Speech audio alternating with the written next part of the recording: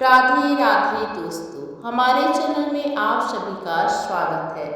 आज हम सुनेंगे गंगा सप्तमी व्रत की कथा। आप सभी जानते हैं कि 23 अप्रैल 2026 को गंगा सप्तमी पर्व मनाया जा रहा है। दोस्तों नमस्कार, जय श्री राधे। आज के इस वीडियो में हम सुनेंगे गंगा सप्तमी की कथा। वैशाख मास के शुक्ल पक्ष की सप्तमी तिथि को गंगा सप्तमी के रूप में मनाया जाता है। गंगा सप्तमी माँ गंगा को समर्पित है।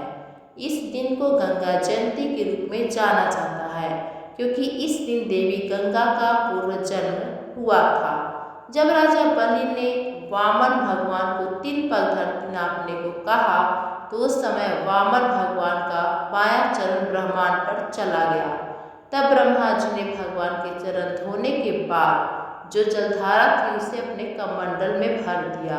ब्रह्मा जी के कमंडल का यह जल गंगा माता के रूप में प्रकट हुआ और वह ब्रह्मा जी के संरक्षण में स्वर्गलोक में रहने लगी। उधर पृथ्वी पर श्री रामचंद्र के पूर्वज राजा सगर अपनी दोनों पत्नियों के साथ संतान प्राप्ति का तप कर रहे थे।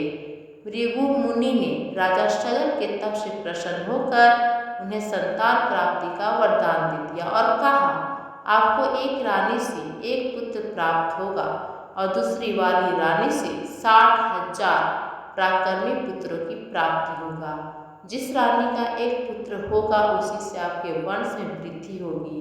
समय बीतता गया और राजा की एक रानी ने एक पुत्र को जन्म दिया और दूसरी रानी ने एक पिंड को जन्म दिया, जिसमें से 60,000 पराक्रमी पुत्र प्रकट हुए। एक दिन राजा सगर ने देवलोक पर विजय प्राप्त करने के लिए एक यज्ञ का अनुष्ठान किया। जब राजा सगर ने उसके लिए अश्वमेध यज्ञ किया, तब उन्होंने अपने 60,000 पुत्रों को उस घोड़े की सुरक्षा के लिए नियुक्त कर दिया। लेकिन देवराज इंद्र ने छल पूर्वक यज्ञ का घोड़ा चुराकर कपिल मुनि के आश्रम में बांध दिया। तब राजा सगर के 60,000 पुत्र घोड़े को ढूंढते ढूंढते कपिल ऋषि के आश्रम में पहुंचे। तब वहां उन्होंने देखा कि कपिल ऋषि के रूप में साक्षात भगवान तपस्या कर रहे थे और वहां घोड़ा बंधा था। राजा सगर के पुत्रों ने सोचा कि यज्ञ के घोड़े को कपिल मुनि ने ही आश्रम में बांधा है और वह सभी चोर चोर कहकर चिल्लाने लगे। यह सुनकर महर्षि कपिल की समाधि टूट गई और तपस्या में लीन कपिल मुनि ने हजारों वर्षों बाद अपनी आंखें खोली और क्रोध में आकर राजा के 60,000 पुत्रों को जलाकर भस्म कर दिया। राजा सगर के पुत्रों का अंतिम संस्कार न होने के कारण उनकी आत्माओं को मुक्ति नहीं मिल सकी और वह भूत प्रेत बनकर इधर उधर भटकने लगे। तब राजा सगर ने अपने तेजस्वी पौत्र अंशुमन को अपने पुत्रों और घोड़ों का पता लगाने के लिए आदेश दिया। अंशुमन उन्हें ढूंढता हुआ कपिल मुनि के आश्रम में पहुंचा।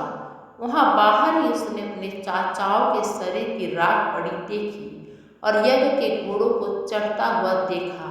कपिल मुनि की स्तुति करके अंशुमन ने उन्हें प्रसन्न किया। कपिल मुनि ने उन्हें बताया कि अगर पवित्र गंगा जल भस्म हुए सगर पुत्रों पर चढ़ाया जाए तो उन्हें मुक्ति मिल सकती है।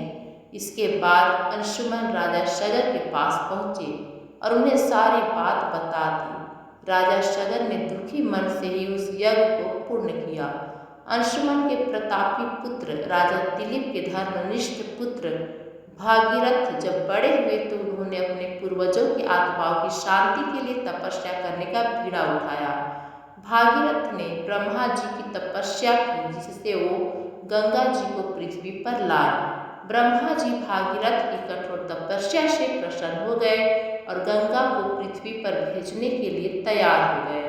तब ब्रह्मा जी ने देवी गंगा को आदेश दिया कि वह पृथ्वी पर जाए और वहां से पाताल लोक जाए, ताकि भागीरथ के वंशजों को मुक्ति मिल सके।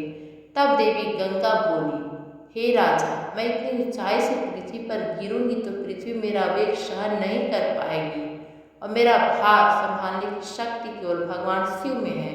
उचित यही होगा कि मेरे भार और वेग को संभालने के लिए भगवान शिव का अनुग्रह अनुग्रह प्राप्त किया जाए।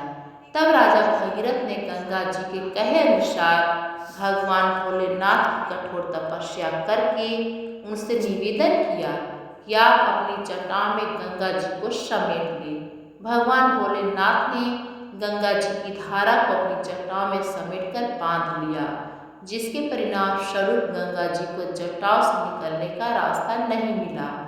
अब महाराज भागीरथ को चिंता हुई।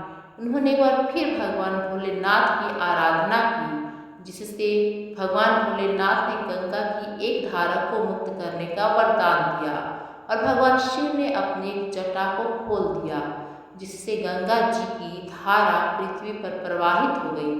तब राजा भागीरथ के राज्य की ओर जाते हुए गंगा माता का शक्तिशाली प्रभाव एवं प्रचंड वेग से जहानु ऋषि का आश्रम नष्ट हो गया, जिससे जहानु ऋषि क्रोधित हो गए और क्रोध में आकर उन्होंने पूरी गंगा को पी लिया।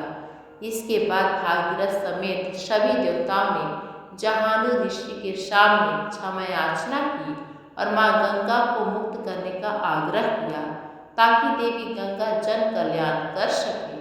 सभी देवताओं और भागीरथ की प्रार्थना से प्रसन्न होकर जहनु ऋषि ने गंगा जी को मुक्त कर दिया और तब वह धारा भागीरथ के पीछे पीछे गंगा सागर तक जा पहुंची, जहां पहुंचकर उन्होंने राजा सगर के मरे हुए 60,000 पुत्रों का उद्धार कर दिया।